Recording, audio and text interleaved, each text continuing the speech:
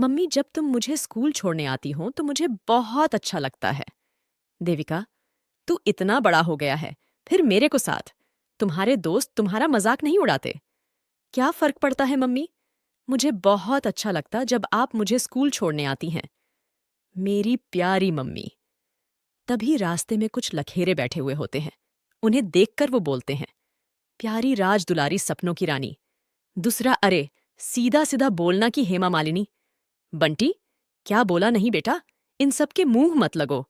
चलो यहां से। मम्मी, आपने मुझे कुछ बोलने क्यों नहीं दिया? मैं किसी दिन उन दोनों को मार डालूंगा। वो लोग रोज आपके साथ बदतमीजी करते हैं और आप उन्हें कुछ नहीं कहती। बेटा, तुम नहीं जानते जिसके सर से पति का हाथ नहीं होता, उसको लोग गंदी नजर से देखते हैं। मम्मी, हम इन लोगों की पुलिस में शिकायत कर देते हैं। बेटा, तुमने क्या सोचा? मेरे मन में ये ख्याल नहीं आया होगा। मैं गई थी पुलिस में शिकायत करने। उन्होंने कहा, बहन जी, हम आपके कहने पर उन्हें जेल में डाल तो देंगे, लेकिन हमें उन्हें वापस छोड़ना पड़ेगा। और आपके साथ एक बच्चा भी है। जब वो लोग आपको छेड़ते हैं, आप चुप करके वहां से निकल जाया कीजिए। मैं जानती हूं जब तुम बड़े हो जाओगे, तब कोई मुझे गंदी नजर से नहीं देखेगा। देविका अपने रूम में सफाई कर रही होती है। तभी मकान मालिक गुड्डू उसके रूम में आ जाता है और उसे गंदी नजर से सफाई करते हुए देखने लगता है। देविका, तुम्हारी हिम्मत कैसे हुई मेरे बेडरूम में घुसने की? गुड्डू, वो क्या है ना कि मैं किराया लेने आया हूं। तुम्हें किराया चाहिए था तो तुम मुझे फोन कर सकते थे। मेरे रूम में आने की क्या जरूरत थी? गुड्डू, देखो, गाड़ी को चलाने के लिए दो पहिए की जरूरत होती है। तुम्हारे पास तो एक ही पहिया है। बंटी को बड़ा करने में, उसे बड़ा आदमी बनाने के लिए तुम्हें दूसरे पहिए की जरूरत है। तुम चाहो तो मैं वो दूसरा पहिया बनने को तैयार हूं। गुड्डू जी, आपकी शादी हो गई है। हाँ। आपके कितने बच्चे हैं? मेरी 3 बेटियां हैं।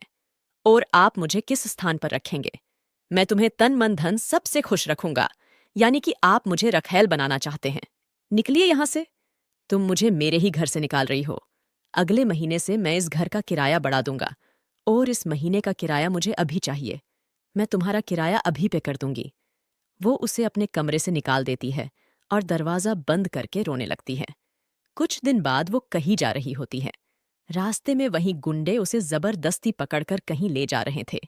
देविका बहुत हाथ जोड़ती है, वो चिल्लाती है। तभी एक लड़का सूरज उसे बचाने आता है।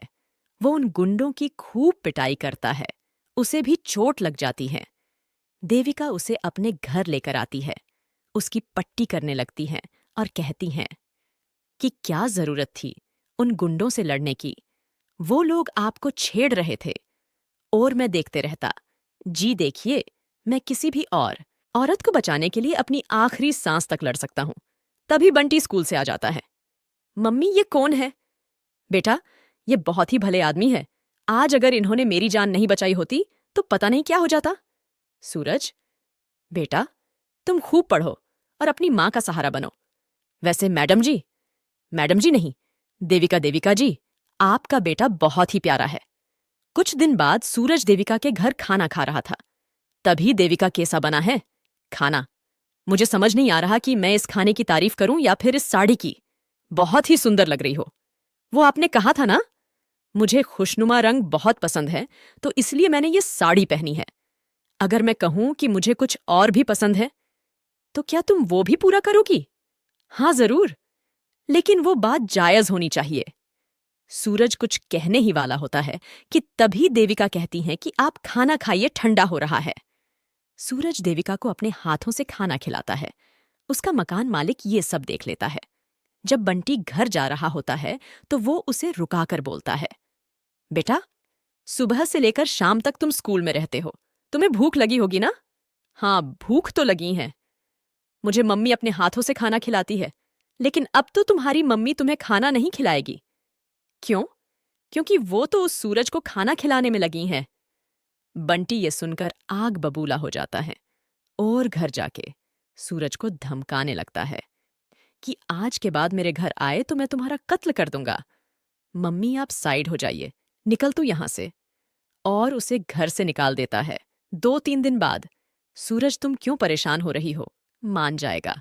बंटी ने मुझसे 2 दिन से बात नहीं की है। जो मेरे बिना स्कूल नहीं जाता था, वो आज अकेले चला गया। तुम चिंता मत करो, सब ठीक हो जाएगा। वैसे अच्छा ही हुआ, तुम्हारा क्या मतलब? कुछ नहीं, चलो बंटी की मिसिंग रिपोर्ट लिखाते हैं। नहीं नहीं, अरे वो नाराज था। जब उसका गुस्सा शांत होगा वो आ जाएगा। सूरज वहां से जाने लगता है। देविका भी उसका पीछा करती है और वो देखती है कि सूरज उन दोनों गुंडों से मिला हुआ था। वो लोग बातें कर रहे होते हैं कि सूरज तुमने क्या प्लान बनाया उसके करीब जाने का। लेकिन उसका बेटा रास्ते का कांटा बना हुआ था। हमने भी उसे रास्ते से हटा दिया। ये सुनकर देविका को बहुत बड़ा धक्का लगता है।